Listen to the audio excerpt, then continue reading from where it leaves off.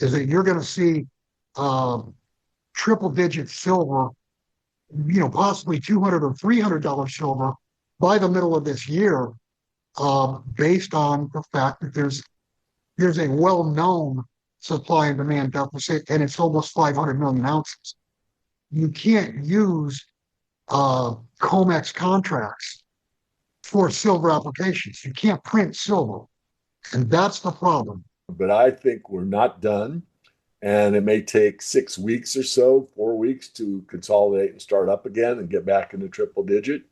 If it were to go a year, I would probably start reevaluating my premise at, the whole way I'd be thinking about it.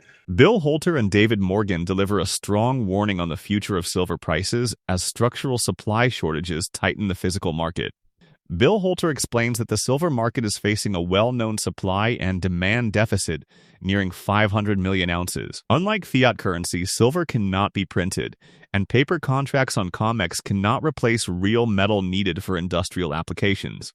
Holter argues that triple-digit silver is not speculation, but a mathematical reality if deficits persist. With growing industrial demand and constrained mine supply, prices could push back above $100 and potentially reach $200 or even $300 in a strong breakout phase. While short-term consolidation may last several weeks, the broader trend remains upward as physical pressure builds. Morgan supports the view that prolonged shortages must eventually force higher prices to rebalance the market. If investment demand accelerates alongside industrial consumption, silver's move could be swift and dramatic. The coming months may determine whether this breakout becomes one of the most significant repricings in precious metals history. If you found this helpful, like, share, and subscribe to the Metal Bar. Turn on the bell so you don't miss any updates. And comment below to share your thoughts on it. Appreciate you for tuning in. Now listen to the interview. In COMEX gold and silver, there's 4 out of the 12 months are primary delivery months. We had January and also this month, February, we've had double, triple, quadruple the amount of deliveries normally made in a non-delivery month. March it's a primary delivery month. The first notice day is the 27th. First notice day is when contract holders alert the exchange that they're going to stand for delivery. They're going to hold it through the month and they want to be delivered on their contract. So it's going to be interesting to see how many are standing the first day. There's only 103 million ounces supposedly unencumbered in the registered category for delivery. So looking at 103 million, I forget the number, it's over 400 million ounces are outstanding by contracts that are in existence today. So even if only a quarter of those stand for delivery, that's going to speak for all of the COMEX inventory that they have. Now, what happens if 200 million stand or 300 million stand? If that were to happen and the silver does not exist or doesn't just magically show up to deliver, then they will have to force majeure. There's an argument, is force majeure a failure to deliver? Contractually, I guess, no, it's not, because it is in the contract that they can force majeure. They can claim force majeure, which means something out of their control caused them not to be able to make delivery. Well, you could argue whether it's out of their control or in their control.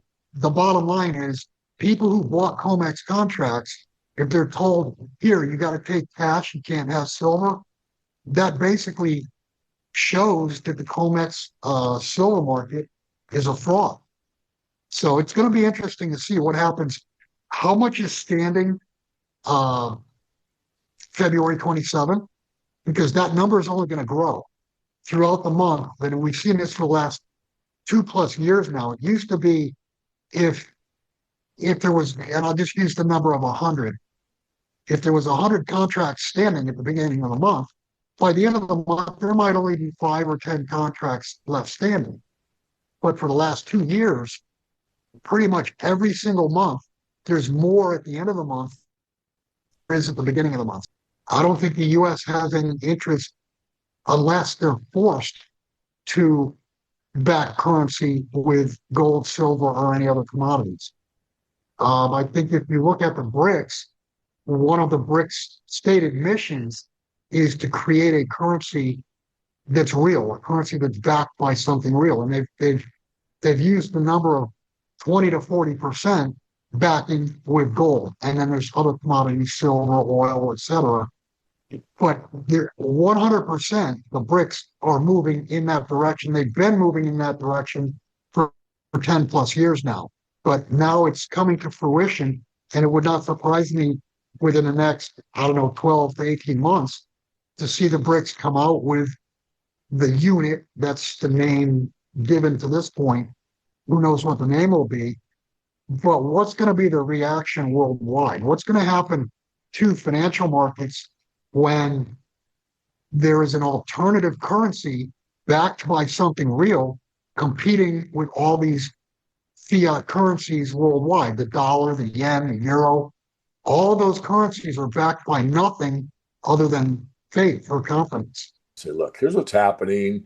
The Shanghai exchange has got all the silver, it's not moving. London's got all the silver, it's not moving. The Comex has increased their silver supply. All that silver that went into the refiners in 100-ounce bars has now been in 1,000-ounce bars. The market doesn't want it. It's being stockpiled by the bullion banks into those 3 locations. And I guess I've been wrong. I really doubt that's the case, but I cannot rule out all possibilities.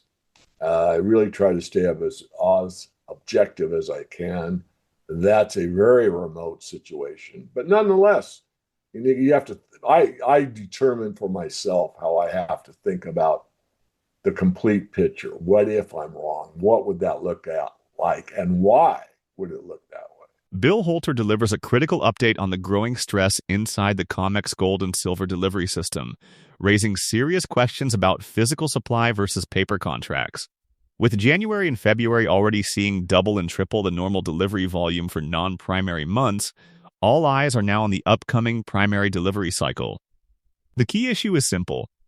There are roughly 103 million ounces of registered silver reportedly available for delivery, yet more than 400 million ounces remain outstanding in open contracts. If even a fraction of contract holders stand for delivery, it could exhaust available inventory.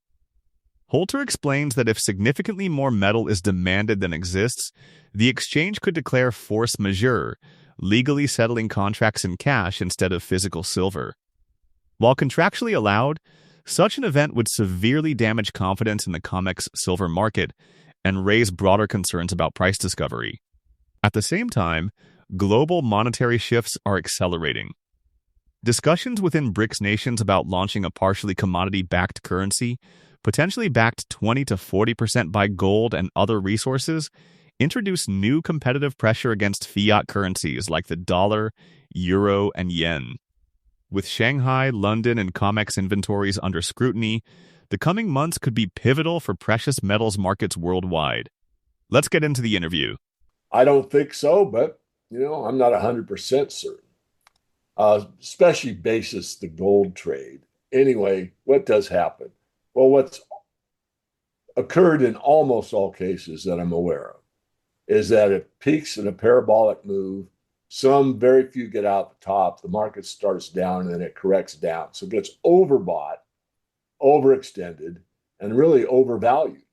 And when it's overvalued, overbought, and overextended, it has to correct. And it comes back to being fair priced.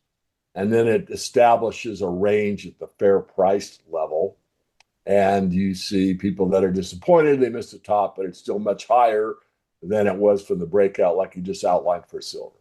That's what normally happens. Now in silver, the last time we got it overbought, overextended in a major way was in 1980. It happened again in 2011. And in both cases, it dropped.